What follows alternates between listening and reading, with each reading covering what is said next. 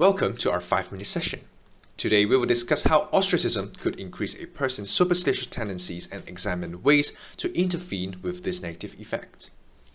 As we start, I would like to ask everyone a question. Do you hold any superstitious beliefs in daily lives?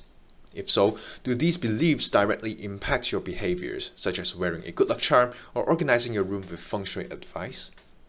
In psychology, superstitious tendencies are defined as irrational thoughts or practices involving supernatural ideation that are objectively unscientific. In other words, these claims of causality between an event or outcome often lack direct evidence.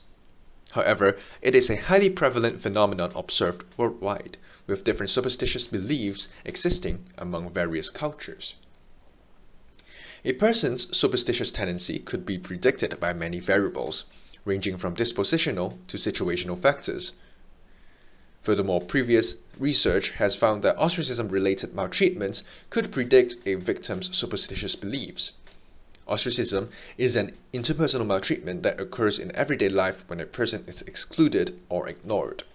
Therefore, to expand on this claim, this study aims to understand the underlying mechanism of the ostracism-superstition link and examine ways to weaken this effect, as both variables lead to negative outcomes.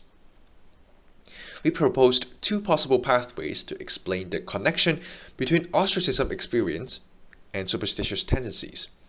The first mediator is perceived control, the belief that one can influence their internal state and external environment for desired outcomes. A sense of control has been found to lead to positive outcomes such as increased life satisfaction and reduced health declines. However, ostracism often thwarts people's perceived control because victims cannot engage in or influence social interactions. Thus, aligning with the compensatory control theory, ostracized individuals may turn to external means, such as superstition, to restore thwarted control. Another pathway we examined in this study is the moderating role of need for closure.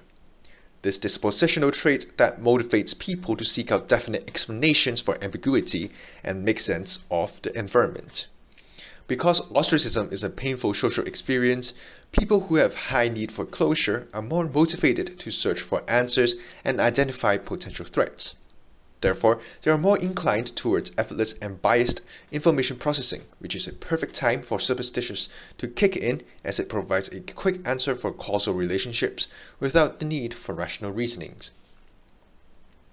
Gathering all the information above, Dr. Poon and his research team set up 3 goals for investigating the ostracism-superstition link. First, we tested whether ostracism increases people's superstitious tendencies through the mediating role of thwarted control. Second, we examined whether the dispositional need for closure motivates the effects between ostracism and superstitious tendencies.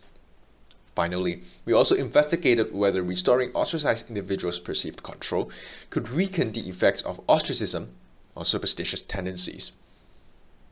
We conducted 3 studies using the multimethods to measure our experimental variables. Study 1 utilized 3 different scales to measure participants' disposition need for closure, ostracism experience, and superstitious tendencies. Study 2 adopted the cyberball paradigm to experimentally manipulate participants' ostracism experience through an online task. Specifically, those who are randomly assigned to the ostracism condition will not receive the ball from their partners in an online ball tossing game, whereas those in the control condition will receive an equivalent amount of ball tosses.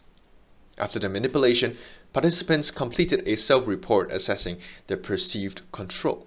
They are also proceeded to a task measuring their superstitious tendencies by imagining themselves as the focal character in 8 scenarios and indicating how much they agreed with the superstitious beliefs mentioned in each scenario. Study 3 extended Study 2 by testing whether restoring ostracized people's thwarted control may weaken their superstitious tendencies.